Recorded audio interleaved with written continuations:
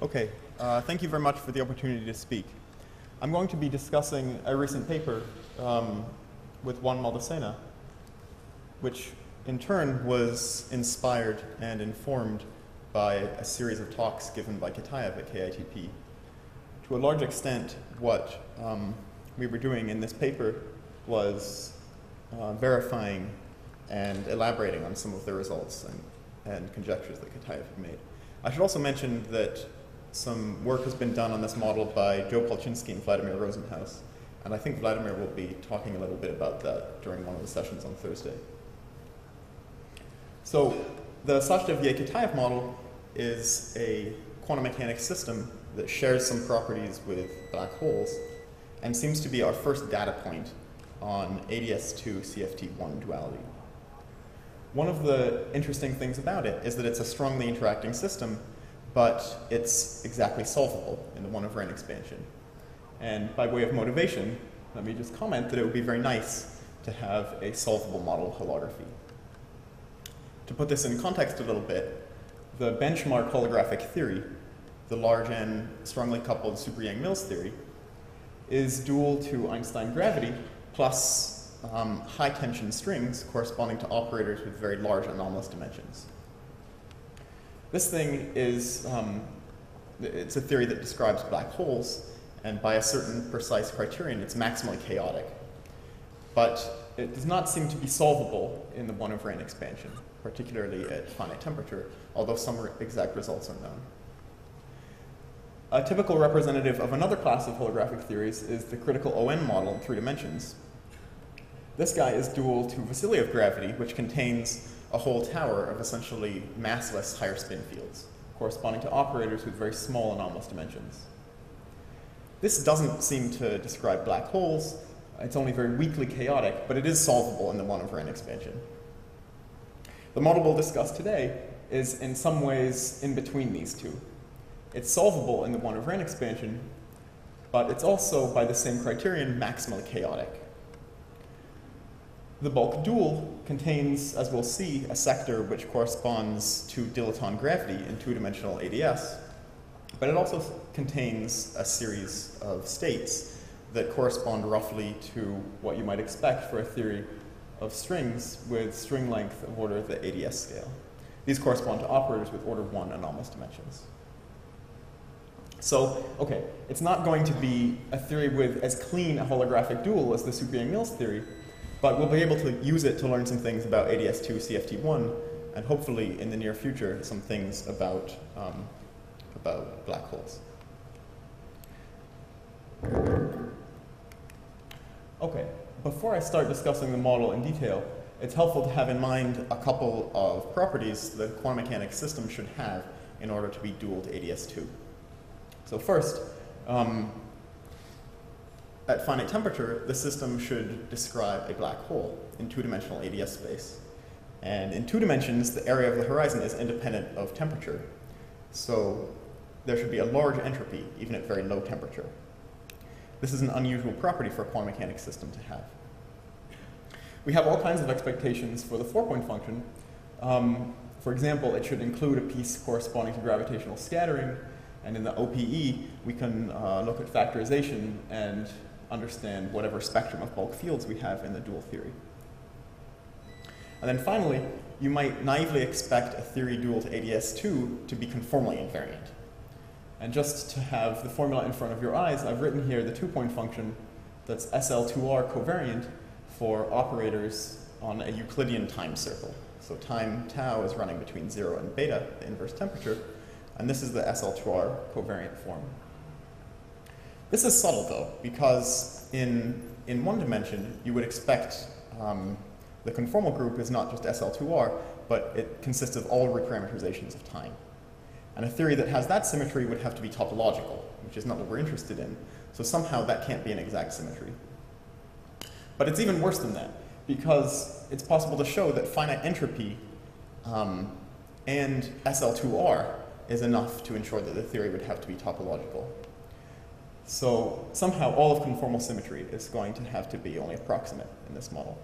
Understanding the extent to which this system does and does not have conformal symmetry, and to which ADS2 does and does not have conformal symmetry, is probably the single most important thing to understand about these systems and how they're related to each other. Okay, so let's start. The Sachdev-Yeh-Kitaev model is a quantum mechanics of n Majorana fermions. These are quantum operators that anti-commute with each other and that square to a multiple of the identity. The Hamiltonian is just a sum of all possible 4 fermion interactions with coefficients j with indices that we take to be drawn from a Gaussian distribution with mean 0 and with a variance that's given here. The variance depends on this parameter capital J, which sets the scale of the Hamiltonian. The dimensionless coupling in this model is the inverse temperature beta times J, and the interesting behavior will be at strong coupling. We can think about this either as low temperature or as large J. It's sometimes useful to think about a slight generalization of the model where we have the fermions interact in groups of Q instead of 4. The reason is that Q goes to infinity and Q goes to 2 are simpler than Q equals 4. It's pretty clear that when Q goes to 2, this is simple, because then we just have fermions with a random mass matrix. So it's a free theory. Okay, a technical comment is just that this system, well, you can check numerically that it self-averages like a champion, so we don't need to worry about replicas in the analysis of the model. So the Hamiltonian in this form was written down by Kitaev. It's a refinement, in some ways an improvement, of the earlier spin system model that was discussed by Sachdev and Yeh, hence the name Sachdev-Yeh-Kitaev. So how can we analyze the system? One nice way to do it is to think about Feynman diagrams. So at large n, these are the Feynman diagrams one has to sum to compute the 2-point function. These are sometimes referred to as iterated watermelon diagrams. And these are the diagrams one has to sum to compute the 4-point function at leading order at large n. Each of the propagators here are supposed to be a sum of all the diagrams on the previous line. So there are well-established and nice techniques for summing this type of this class of diagrams. And this is a very physical way of thinking about the model, but it's not the one we're going to use in this talk. Instead, we're going to do the following. We, of course, this is equivalent to thinking about the Feynman diagrams, but this is what we'll do instead. We think about integrating over this disorder, J, before we do the path integral. This gives us some rather unpleasant action involving bilocal action of the fermions. And it can be simplified a little bit by introducing 2 new fields, G and sigma. Each of these guys depends on a pair of times. The purpose of sigma is to be a Lagrange multiplier that sets this equation, sets G equal to an average bilinear of the fermions. I've colored this one red because I'm going to refer to it later. So the statement is that G will be this average bilinear of the fermions, and sigma enforces that. Yeah, the point of going through G and sigma is that then the fermions enter only quadratically, and so I apologize for just dropping this on you, but this is what one finds. You get the theory written in terms of these variables, just G and sigma. The fermions are gone, the disorder is gone, and we have this action. So it's a rather funny action, depending on these bilocal fields. This log determinant term comes from integrating out the fermions. The sigma G term is a leftover from the Lagrange multiplier. And then finally, this G to the Q term is the avatar in these variables of the psi to the Q interaction that we had in the Hamiltonian. Okay, a couple things to notice about this. Well, first, although I haven't gone through all the steps, I promise that this is an exact rewriting of the theory. In particular, this is true at finite n. It's true that this is exactly the disorder average theory. We haven't made any approximations. And second, the benefit of going through this, I mean, this action in some ways is rather unpleasant, but the benefit is this factor of n here. So n multiplies the entire action, so at large n, this is a semi-classical theory. In other words, G and sigma are what are sometimes called the large n master fields. They're the variables that become classical at large n. And in some way, we're supposed to build a bulk theory. We're supposed to build a holographic dual out of these variables. Okay. So the plan for the rest of the talk is very simple. We have a semi-classical integral with a large parameter here, and we're going to do the first 2 things you should always do in this sitting. First, we'll study the saddle point. This will allow us to learn about the two-point function and the entropy in the model. And then we'll study small fluctuations about the saddle. This will tell us about the four-point function and about conformal symmetry properties. So first, we'll discuss the saddle point. So you just take this action here, and you vary it with respect to g and sigma, and you get these equations, where fields with an asterisk are supposed to represent the saddle point values. These are somewhat complicated equations, but they can be solved numerically, or they can be solved exactly at large Q, and I'll just plot for you the types of solutions you get. So what I'm plotting here is g star, the saddle point value of g, as a function of the difference of its two time arguments. So remember from that red equation, g is a bilinear of the fermions, so the saddle point value of g gives us the large N two-point function of the fermions. So that's what this is a plot of. This is the two-point function of the fermions as a function of the separation along the Euclidean time circle. So time runs between 0 and beta, the inverse temperature. I plotted this for three different values of this dimensionless coupling, beta j. At weak coupling, or high temperature, the two-point function is almost exactly independent of time. But as we crank up the coupling, it starts to decrease and reaches a minimum halfway around the circle. You can actually analyze these models exactly at very large beta j, analyze these equations exactly at very large beta j. And what one finds is this SL2R covariant form that I had written earlier is the solution to these equations. If you go through the details, substituting this in here, you find that delta is equal to, delta, which is the conformal dimension of the fermion, is equal to 1 over q. So the model seems to be trying to pass one of these tests that a system is supposed to pass in order to be dual to ADS2. It has this form for the two-point function. So what can we do with this solution? One nice thing is to plug it back into the action and compute the saddle point value of the action. This gives us the large N approximation to the thermodynamics. So I've plotted here the entropy divided by N. You compute the entropy just from the log of the partition function, its derivative. And I've plotted that using the exact numerical solutions for three different values of Q. So first let's discuss this green curve. This is Q equals 2. Now remember, when Q is 2, we just have a quadratic Hamiltonian in terms of the fermions. There's a random mass matrix, but if we diagonalize that, that's a theory that's gapped. It has a reasonably large gap. So the entropy should go to 0 at low temperature, and indeed it does. But for Q bigger than 2, the entropy does not go to 0 at low temperature in this approximation. So indeed, we have a large entropy. It's extensive. It's proportional to N, even at very low temperatures. So this is another one of the properties that such a model was supposed to have. Okay.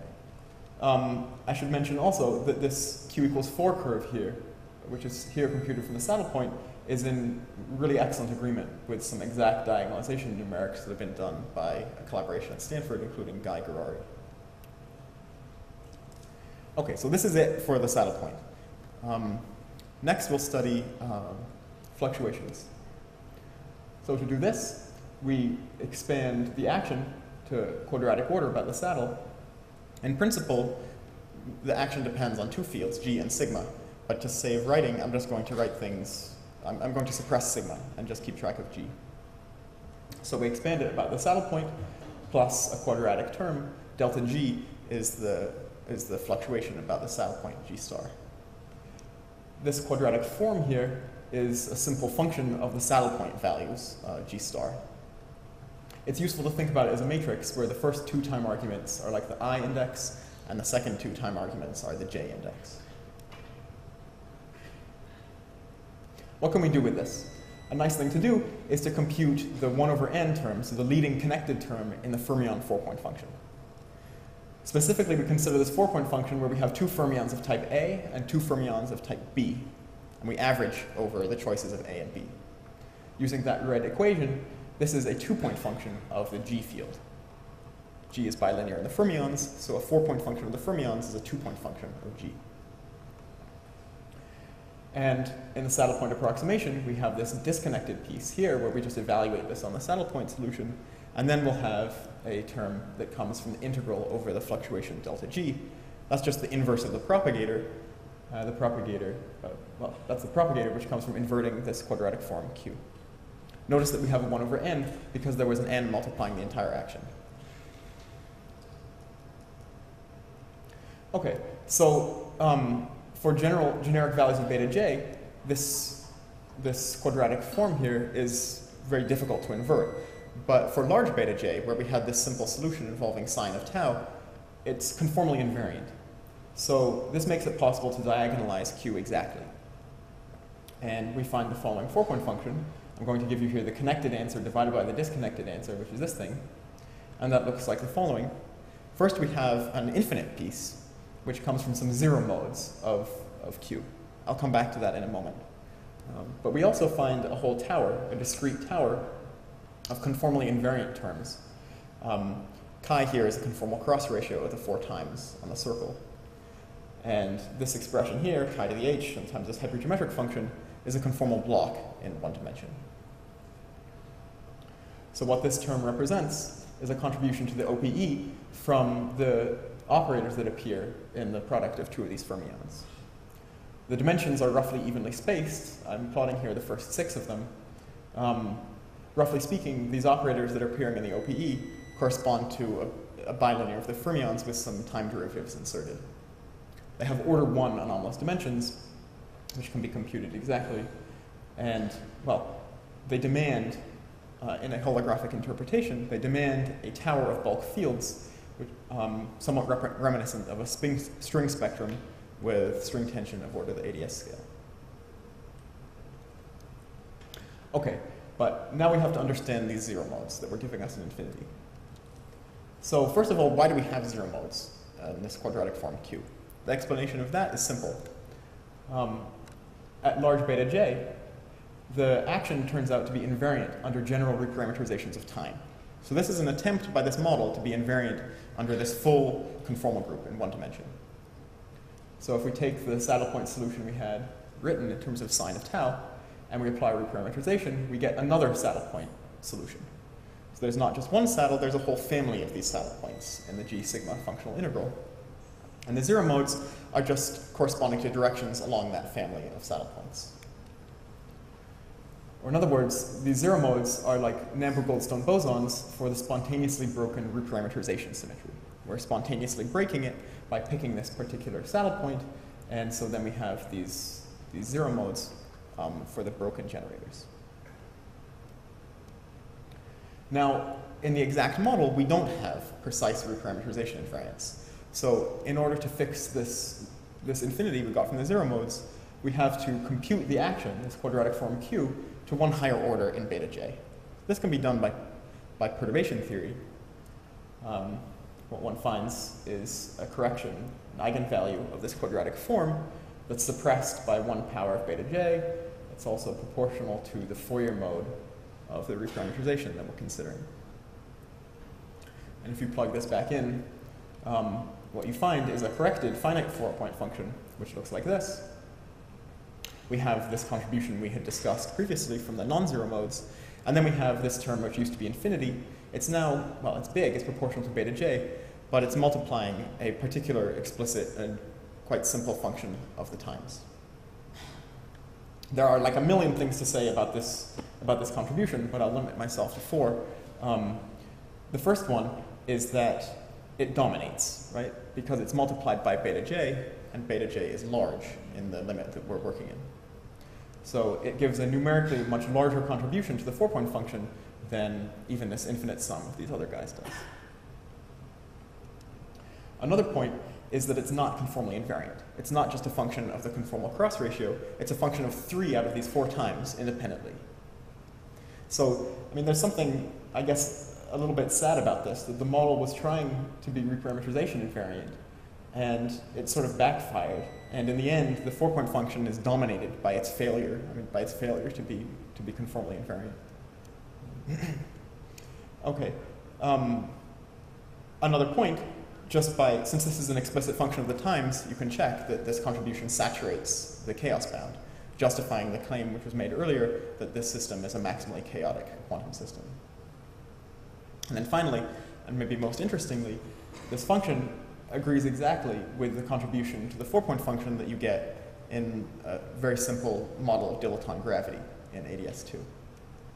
So to explain that, well, the simplest way to explain that is to think about the effective action for these zero modes.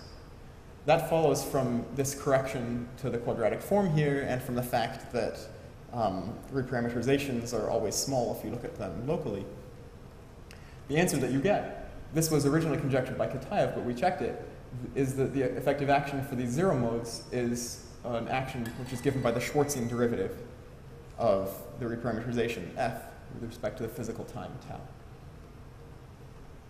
So this action here turns out to exactly agree with the effective action that you get for this simple Almiri-Polchinski-Jakiv-Teitelbaum model of dilettante gravity. This is something that's going to be discussed in the Gong Show by Zhenbin Yang later today. The basic point is that the dilettante gravity theory reduces to just a single, the only degree of freedom is this reparameterization of time, f, and then it's possible to just check from the action that the action for that mode is the Schwarzian derivative. Okay. So this justifies the statement that this model describes dilettante gravity in addition to this tower of massive states. Okay, so the last comment I'll make is a comparison between this contribution f big that we got here from these reparameterizations and somewhat similar contribution that you get to the 4-point function in a two-dimensional conformal field theory, which comes from the exchange of the stress tensor, the factorization on the stress tensor.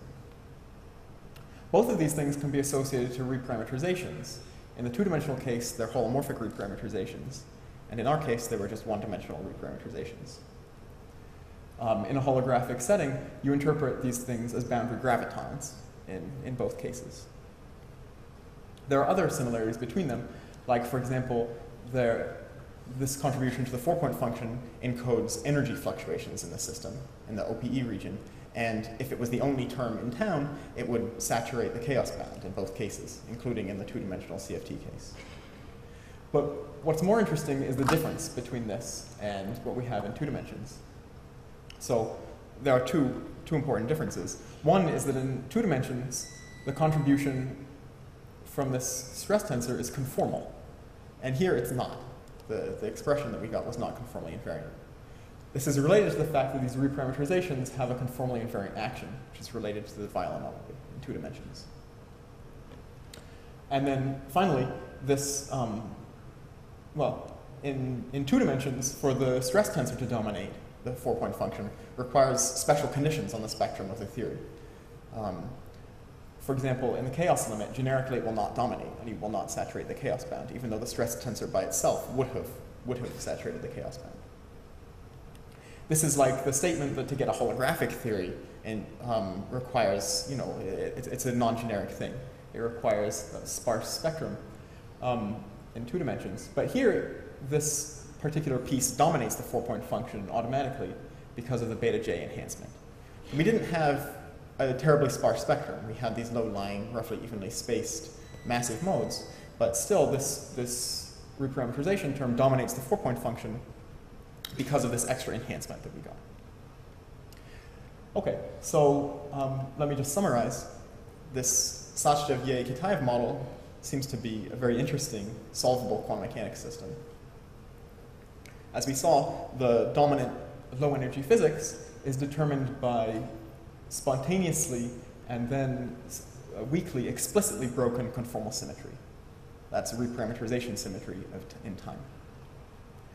This aspect turns out to be precisely shared with dilettante gravity in ADS2. Zhenbin will comment more on that in the Gong Show. In addition to this sector, the model has a tower of states that are vaguely reminiscent of a stringy dual with tension of order of the ADS scale. Okay, that's it. Thank you very much.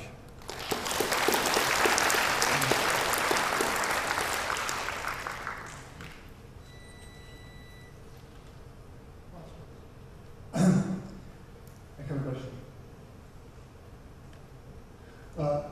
The effective action which you wrote has a form of a Hamiltonian of the action of L0 on the orbit of Virasoro algebra, S1 by S2R. which also has other orbits, like E+1 by U1. Do you know what you should, how do you modify the SYK model to produce other orbits? I didn't understand that. Which, you're talking about the Schwarzian derivative action? Yeah, the Schwarzian derivative. And what was the statement about that? So the F, your variable, the diameter variable, is it's diffeomorphism of the circle. Yes. But you actually divide by SL2R because it's the invariance of this action. Yeah. So that action is invariant under SL2R transformation Right. of F. So that's like a gauge symmetry in this so model. this action, the variable is it's a point on the orbit. So this cosine space is orbit. Yeah, that's right. That's right. And so the Hamiltonian we showed is it's actually L0. It's one of the infinite series of commutative Hamiltonians of KdV character. So you can either, so there are two questions there. So there are other orbits. And so there might be other models which we do to, and there are also other Hamiltonians which we write, which means that maybe also there are models which we write. Okay. That's interesting. Yeah, let's talk about this. Thanks for that comment.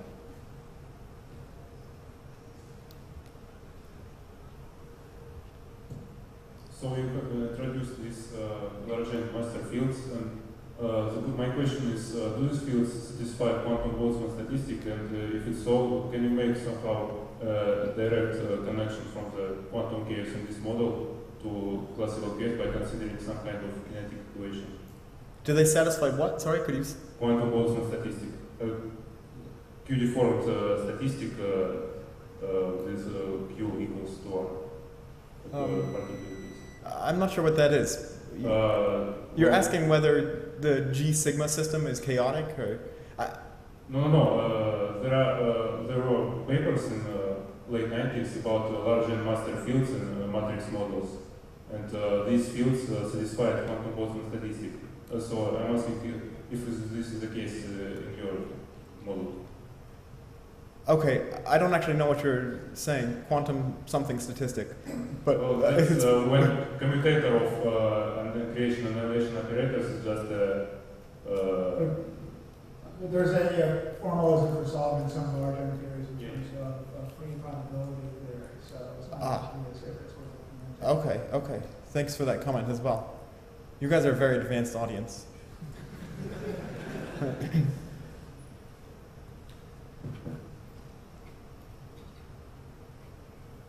Can you calculate the quantum entropy in this theory and therefore try to find an alpha prime exact from the generalization of Lutatian-Aki? Well, yeah. I mean, you can compute the entropy. So there's a zero temperature component of the entropy at large n, and then there's also a piece which depends on the temperature, which comes from the Schwarzian derivative action. Yeah, one difference, in terms of this session that we've had today, is that in this model, entanglement entropy between subsystems is a completely useless concept. So it seems like an interesting testing ground also for thinking about ways in which the geometry can emerge that don't rely on spatial entanglement as a type of order parameter.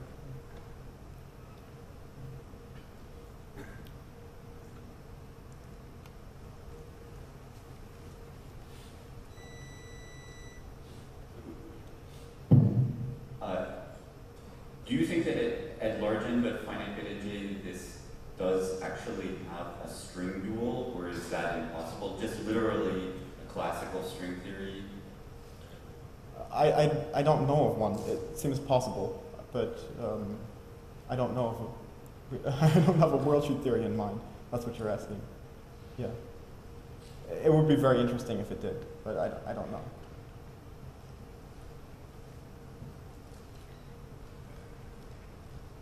Sorry, just to follow up, but did the operator spectrum have an exponential growth, or was more like Vasily-Aplik growth? No, it's like one trajectory, but that's what you would expect in 2 dimensions. You don't have oscillators, so I see. yeah.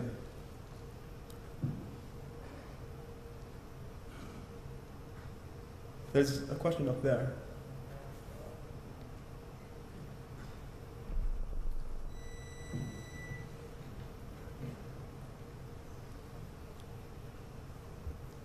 I'd like to sort of make the comment which is very similar to what Nikita said, that in some work that we are almost doing, completing, that if you take the Virasoro group and look at the co-adjoint orbit based on the subgroup SL2R, then the natural action that appears in that theory is the Louisville action. So it might be actually reasonable to propose that the bulk dual theory is a non-critical string theory, which is the Louisville theory with a cosmological constant. And if you do, with the appropriate boundary term, and if you do a calculation in this type of dual, we do obtain this Schwarzschild term that you obtain for the effective action of the Goldstone nodes in your one-dimensional field. Oh, that's very interesting. What is? Could you say again? What is the bulk theory that you have? The theory is the Louisville theory with the appropriate boundary terms. Okay. Just as a proposal, it definitely reproduces the Schwarzschild, the Schwarzschild action which you have for the Goldstone nodes. Whether it really reproduces the full spectrum of the... yeah, that would be harder, but you say that just reduces exactly to just this boundary mode? Yes. Okay, that's interesting.